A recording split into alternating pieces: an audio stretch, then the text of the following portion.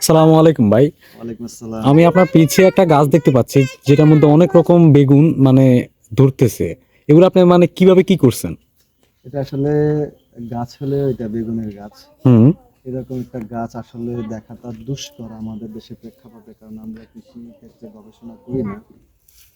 আমি ফেসবুকে, ইউটিউবে আমি চাইনিজ একটা ভিডিও দেখেছি, তারা একটা বেগুন গাছ থেকে লাঠি দিয়ে বেগুন পাড়ে।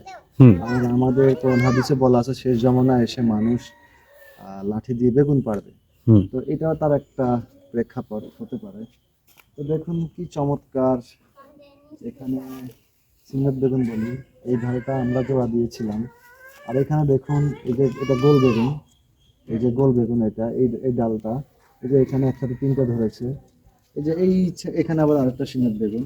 হ্যাঁ, তারপর আমি আমি উপরে আমি এইটা দেখতে পাচ্ছি, এটা মানে অনেক অনেক বড় এবং মানে অন্যগুলোর থেকে অনেকগুলো মানে বড় দেখা যাচ্ছে। এটা মানে এটা কি আসলে জন্য সিঙ্গার হয়েছে? বেগুন। এই সিঙ্গার বেগুন দেখুন, এই যে ডালটা ক্লোজ, এই যে এই যে জোড়াটা, এই হুম। জোড়াটা ছিল এই শাখাটার আমার গ্রাফটিংটা। হুম। এই যে এই বেগুনটা এখানে ধরেছে, আর এই যে এই ডালটার মধ্যে দেখতে পাচ্ছেন, এই যে এখান দিয়ে তিন চারটা বেগুন সুন্দর। হ্যাঁ, সুন্দর এখানে। এটা গোল বেগুন, তাল বেগুন বলে থাকি। এইটার জোড়াটা হলো এই যে এখানে, এই দেখেন, এই যে পলিথিন দিয়ে মুড়িয়ে রেখেছি আমরা, এই যে এখানে, এটা জোড়াটা এখানে। আর এখানে না হুম, এটা? হুম। আর এই যে এটাকে আমরা থোর বেগুন বলে থাকি, দেখুন কি হ্যাঁ। চমৎকার, এই যে এক মানে দুইটা বেগুন হাফ কেজির হবে। আর এই যে এই জোড়াটা হলো এখানে, দেখুন এটা জোড়া? এইটার জোড়াটা হলো মানে এই এইখানে যে এই যে এখানে, এটা জোড়াটা এইটা দিছিলেন না? জোড়াটা ক্লোজ, প্লিজ হ্যাঁ। ক্লোজ।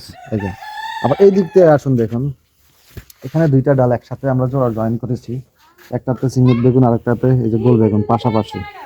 তো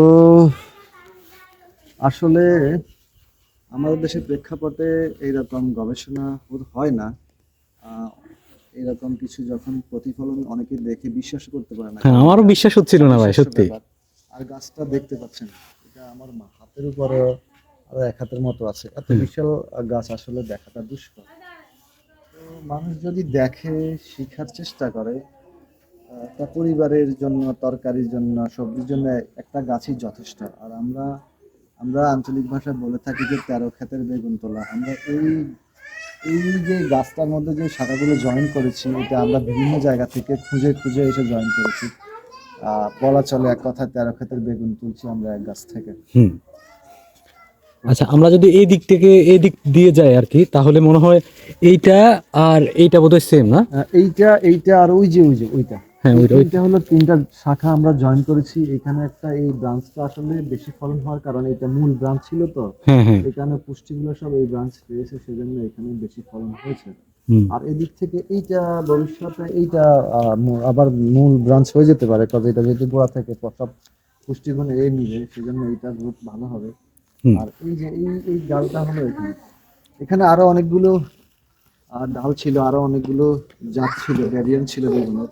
বন্যার কারণে গাছটা আমরা অনেকবার প্রতিস্থাপন করেছি, উঠেছি, আর তখন ডালগুলো ভেঙে যায়। হুম। বন্যার সময় এখানে প্রায় ১ হাঁটু পানি ছিল, তখন আমরা একটা টেবিলের উপরে উঠে রেখেছিলাম। গাছটাকে মানে গোড়া থেকে তুলে। গোড়াটা তুলে আমরা টেবিলের উপরে রেখেছি, গাছটাকে বাঁচিয়ে রেখেছিলাম কোনো রকম। হুম। তো আমরা গত ২ মাসে এখান থেকে প্রায় ২০ কেজি বেগুন পেয়েছি। 20 কেজি? ২০ কেজি, যাক, হ্যাঁ, আলহামদুলিল্লাহ, অনেক। এবার গত ২ দিন আগে আমরা একটা ভিডিওতে দেখিয়েছি ফেসবুকে, যে আমরা এই বেগুন গাছ থেকে ৫ কেজি বেগুন কেটেছি, এখনো প্রায় ৫ কেজি আছে। তো আলহামদুলিল্লাহ, ১০ কেজি, এখন বোঝা যাচ্ছে ১০ ওরকমই। কেজি হুম। তো এর আগে আমরা এরকম কেটেছিলাম আরেক ধাপ। আর এই বেগুনগুলা কাটার পরে, সবগুলো যখন কাটা হয়ে যাবে, তখন আমরা প্রুনিং করে দিই।